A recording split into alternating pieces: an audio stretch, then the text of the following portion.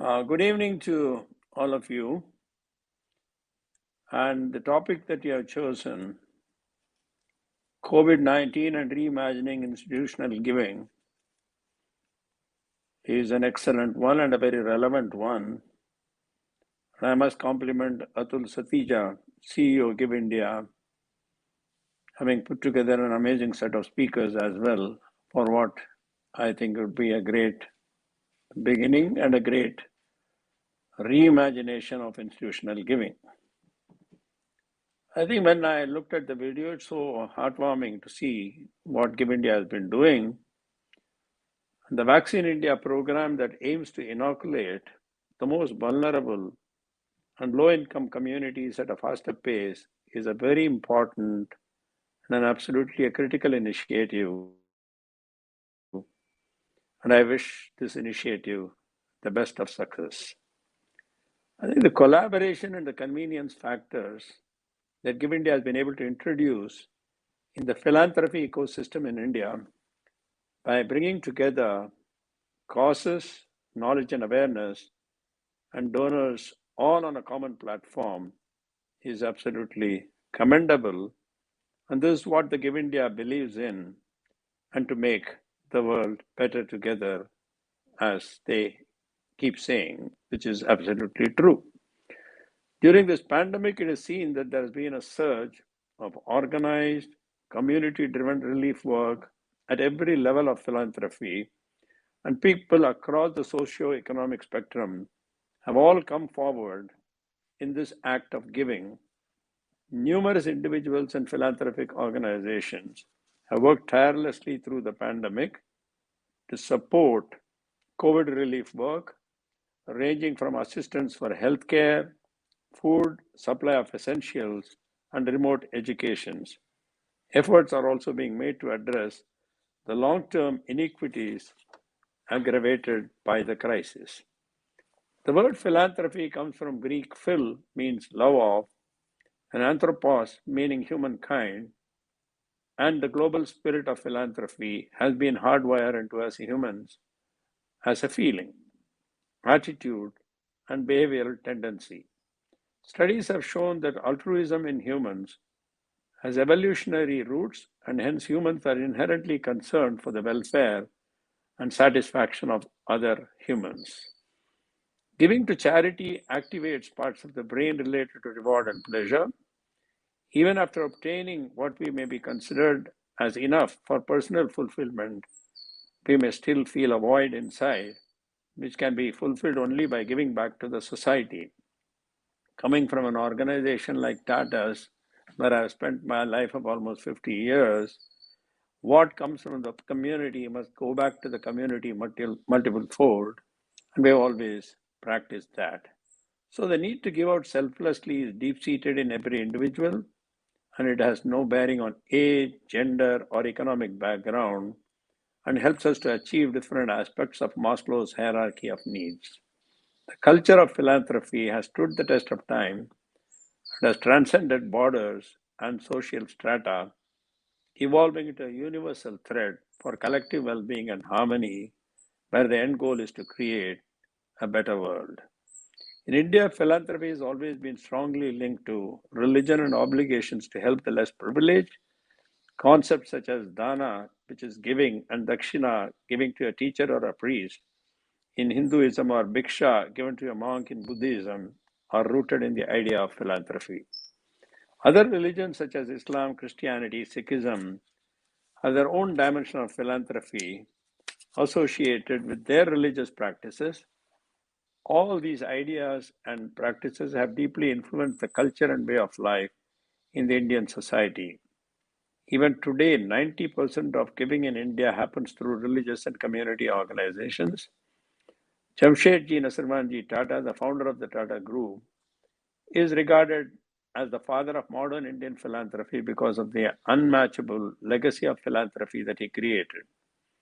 The J.N. Tata Endowment Scheme was launched in 1892, and its biggest contribution was the establishment of the Indian Institute of Science, and I too happen to be an alumni of the same institution. The Institute has been instrumental in nurturing India's atomic energy and space programs and several of India's foremost scientists have been closely associated with it, including the Nobel laureate Sir C.V. Raman, Dr. Homi J. Baba, Dr. Vikram Sarabhai, Dr. Satish Dhawan, etc. Over the past century and a half, the Tata Group has calibrated its mission to address India's most urgent needs and has served as the custodian of the public good and has dedicatedly made a positive social impact. 66% of Tata Sons equity is held by the Tata Trust, and dividends flow directly to support the philanthropic work of the Trust. For the past 12 decades, the Tata Trusts have played a sterling role in supporting social development and in building some of India's most exceptional social institutes, among them the Tata Institute of Social Science, the Tata Memorial Cancer Hospital, or the Tata Institute of Fundamental Research and the National Center for the Performing Arts. The first institutionalized efforts in social welfare in India were essentially initiated by the Christian missionaries in the early 19th century through the setting up of schools, colleges, etc. And at the same time, the British colonial administration also supported various religious and private organizations that were engaged in social services. The term volunteerism gained impetus during India's struggle for freedom with Mahatma Gandhi's visionary ideas of Swaraj, which essentially means self-rule, and Seva, which meant service. While business communities had always contributed to social work, institutionalized philanthropy in India expanded its reach and impact with the Industrial Revolution as the business world became more actively involved in welfare and development work. As with every other aspect of life, there is a need absolutely for institutional philanthropy to evolve both in structure and functionality so that it can always respond to the pressures and opportunities of the current global realities. Despite the economic gains of the recent decade, the world is marked by persistent poverty and growing inequities among people and nations. Visible discrepancies in access to health, shelter, and education are coupled with hidden injustices in human rights, access to opportunity, and freedom of choice. We must realize that most of the problems that the world faces today are global in nature that threaten the health and security of the people throughout the world, regardless of their economic situation.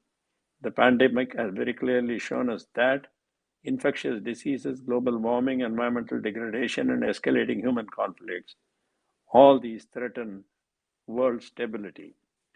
While economic growth and government policies are important factors in addressing these challenges, they cannot mitigate these challenges without the help of philanthropic institutions and civil societies. The magnitude and complexity of these challenges demand vibrant and empowered civil societies, greater philanthropic resources, creative social investment approaches, and strong partnerships among different sectors. 21st century philanthropy is uniquely positioned to play a pivotal role in addressing these global challenges. For philanthropy to be more effective and civil actions more impactful, there is a need for convergence of technological innovation, global interdependence, and political reforms and knowledge and awareness to make the world better together. Changing global demographics enabled by education, migration, age, wealth will increasingly define the sources of philanthropic capital and the causes essentially it addresses. To observe the diaspora population, translational citizens, and globally minded individuals all have philanthropic concern beyond the countries in which they reside. Hence, innovative philanthropic institutions and models are increasingly growing to help realize global philanthropic goals. There is also a need to acknowledge the marked differences of demographics and address local issues using bottom-up community initiatives so that the people impacted by the problems become the stakeholders in problem solving. I think the local involvement, I want to stress, is absolutely critical. Technological innovation is already bringing transformative changes to philanthropy.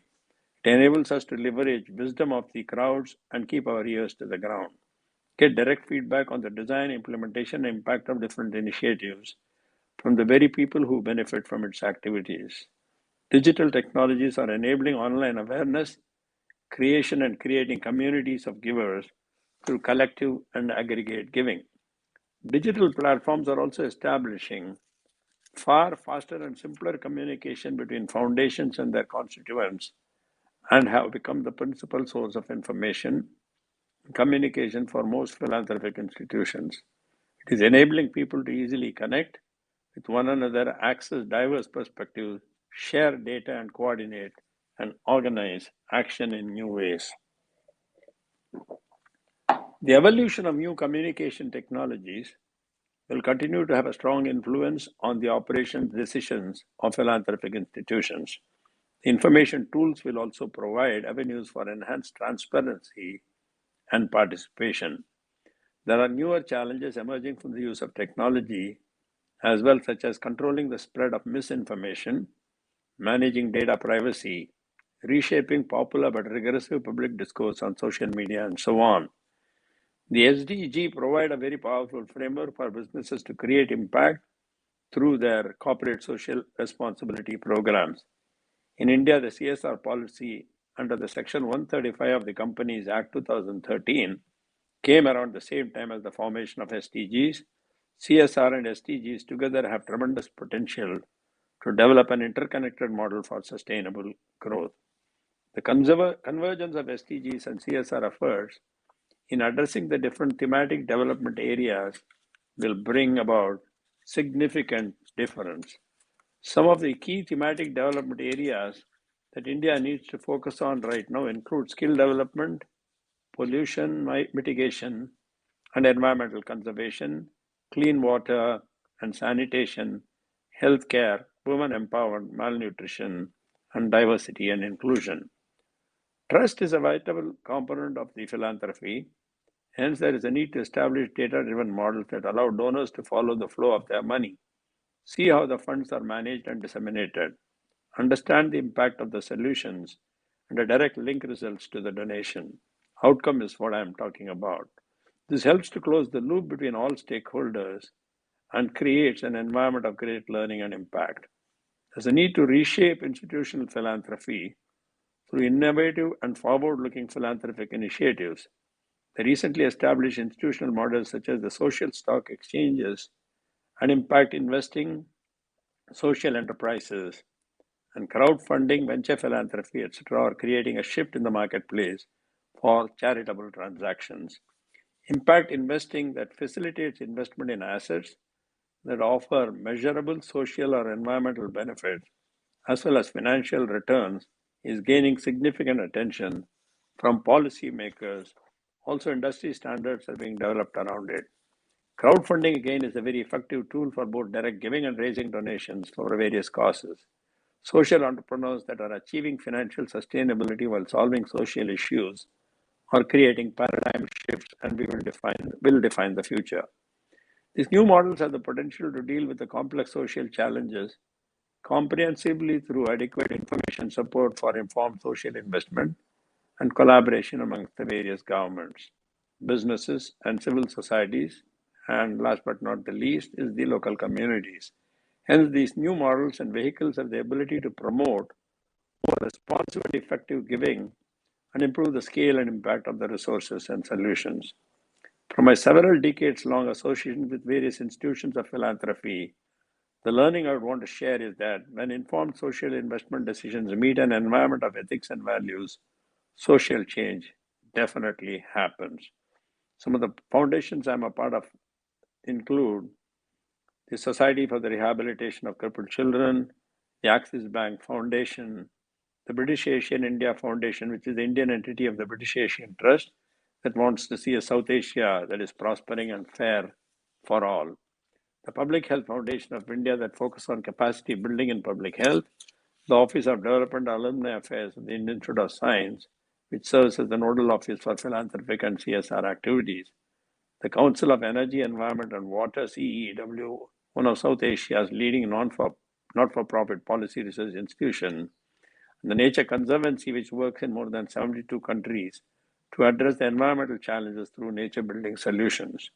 The PRS Legislative Research, PRS, a non-profit research institute, to make the Indian legislative process better informed, more transparent, and of course, participatory. Some of the patterns that I see unfolding is that digital technologies will certainly deliver more impact and deeper understanding of social and environmental issues, and will enable more creative mechanisms for effective engagement, quantification of impact, and transparency. Long-term collaboration is another shift that will continue as finding holistic solutions and addressing root causes of problems gather momentum. What I've observed in all these years of experience is that when causes of suffering are understood by people and they find a solution to alleviate the suffering, they connect with the cause and then they become willing to help in whatever way they can. Philanthropic institutions have always played critical roles in underwriting social change. They've been able to shape the thinking of policymakers and attract social innovators. They've also extended influence in enabling collaboration among the private sector, government, and civil societies. This collaboration among different stakeholders at every level is absolutely critical to achieve a large-scale positive change. The government being the largest contributor to social funding in the country, with several public welfare initiatives, partnerships with government schemes, and agencies can prove to be an extremely advantageous for social organization to essentially expand the reach and, of course, the impact. Investing in and supporting partners and civil societies who understand the local issues and they have roots in the community is a very, very critical and important aspect. Teaming up with experts will help to achieve efficiency and impact at a faster pace. Further, there is considerable imbalance in the attention given to all issues. Most of the funding goes to issues related to education and healthcare, while issues such as gender-based violence, ecology and environment, drug abuse, labor mitigation, migration, child labor, undernutrition, arts and culture, heritage conservation, all of these get very little attention and funds. There is a need to undertake a course correction on this front as well through the involvement of traditional and social media. We are at a point in human history where there is tremendous potential in converging world needs, global wealth and technology enabled rapid innovation. And in this, institutional philanthropy can emerge to become a powerful force for change and progress around the entire world. I'm hopeful that Give India will make use of new resources, new approaches, innovative technologies, and more concerted action to address the human, environmental, and security challenges in the world that we face today. Building philanthropic capacity is often a neglected area. It's important to invest in the people who facilitate the change on the ground. There's a need to equip the people with skill sets, knowledge systems, and technology so that we build a strong network of change makers. Another area where Indian philanthropy needs to focus is on the space for coherent dialogue and coordination among donors, the government, civil societies, and non-governmental organizations.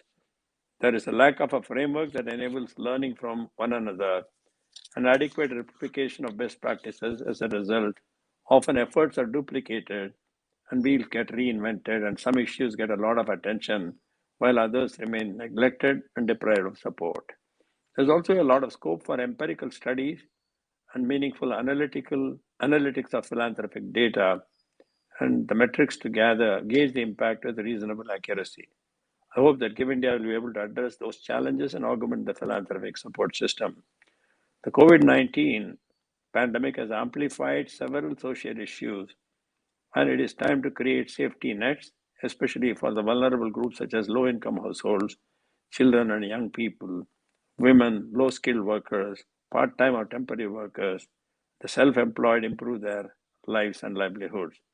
Institutional philanthropy has been effective during the pandemic by absolutely being responsive, engaged, and nimble. It's important to nurture these aspects and promote flexibility, creativity, and resolve in addressing the problems that are ahead of us.